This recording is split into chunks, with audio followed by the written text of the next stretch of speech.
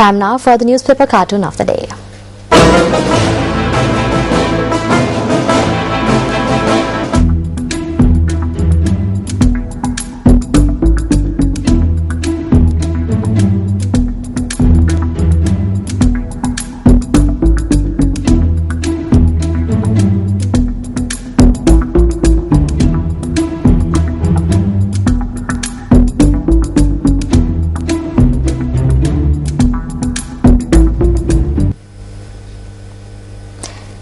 President Mahinda Rajapaksa says that the future of the country will be built upon the decisions taken today.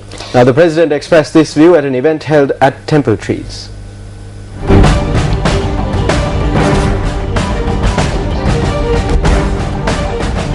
We all must unite to uplift the education of our children. Today, certain people focus on the benefits they can obtain rather than a child's education.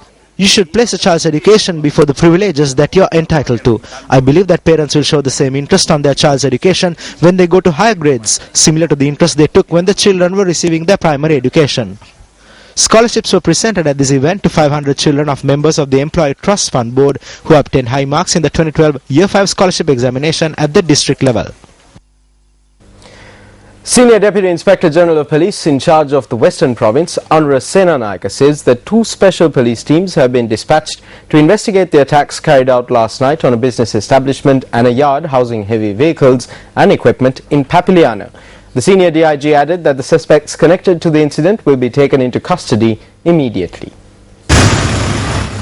A group had first attacked the yard housing heavy equipment and vehicles in Papiliana at around 8:10 last night. Later they had attacked a business establishment adjacent to the yard.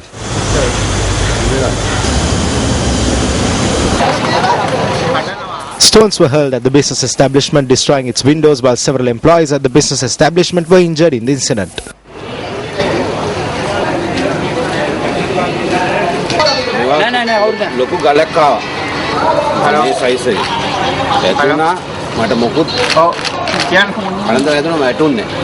The police, who were quick to respond together with the Sri Lanka Army, took measures to disperse the crowd.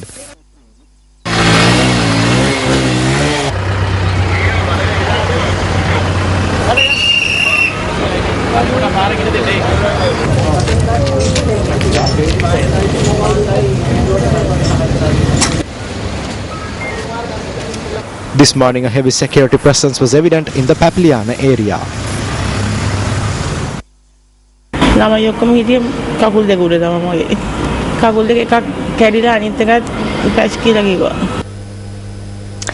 The footage you just witnessed was of a mother recounting the horrific experience she and several others had to face when a stairway at the National Museum in Colombo collapsed last evening.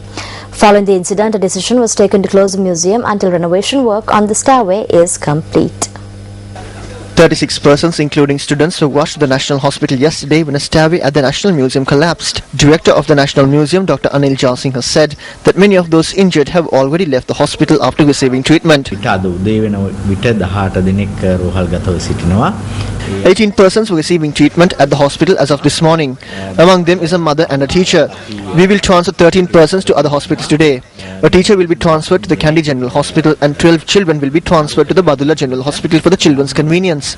The remaining children will be treated further at the National Hospital. Nobody has sustained serious injuries.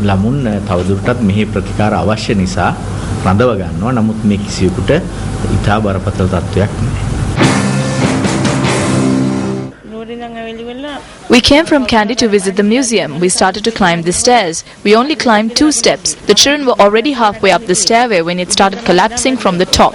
Those who were below were buried in the rubble. One of my legs is broken and the other is fractured. There were many children on the museum stairway when it collapsed. Students from several schools were allowed in at once. We made it through with the greatest difficulty. විද්‍යුත් මණ්ඩලයක් දානවා කිව්වේ අර මේකේ මොකද වෙන්න හේතුව මේ තාප්පු පෙළ දිරලාද. A board of experts will be appointed to look into the reason behind this. Students from around 6 schools were present and they were to go to the upper floor. The officials said that the students from around 4 schools tried to go in at once. පිටින් අතුළුනා කියන එක තමයි එතන ඉන්න නිලධාරීන්. An official at the National Museum said that the stairway which collapsed yesterday is nearly 130 years old. Police media spokesperson SP Buddhika Sirivardhana, quoting engineers who inspected the stairway, said that the stairway had decayed and had collapsed as it could not withstand the weight.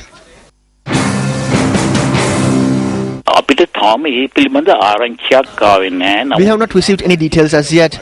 They say the stairway was built by inserting beams into the wall. It had collapsed because there was too much weight on one section. We did not know that it had decayed.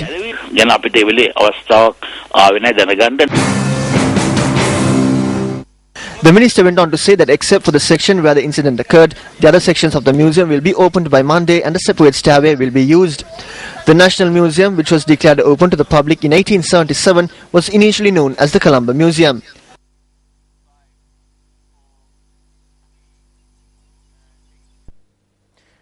Welcome back to the news. Views were expressed on proposed changes to the electricity tariffs at two separate events that were held today.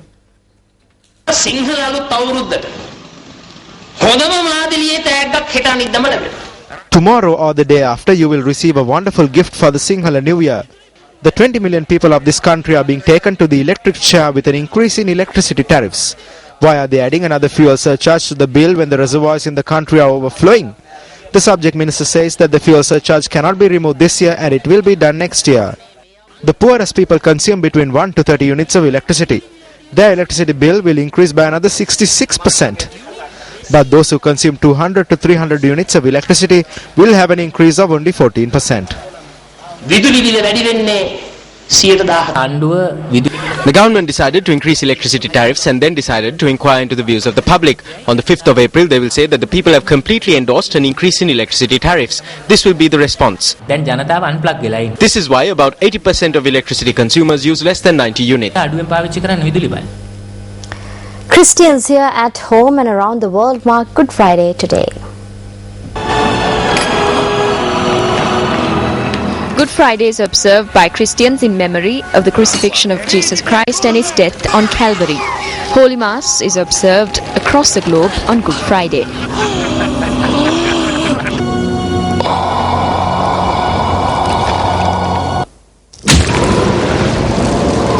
A special Lenten program was held under the auspices of Archbishop of Colombo, His Eminence, Most Reverend Malcolm Cardinal Ranjit, at the Catholic Church in Halpe Katana yesterday. Devotees participate in the Way of the Cross at St. Sebastian's Church in Chilau.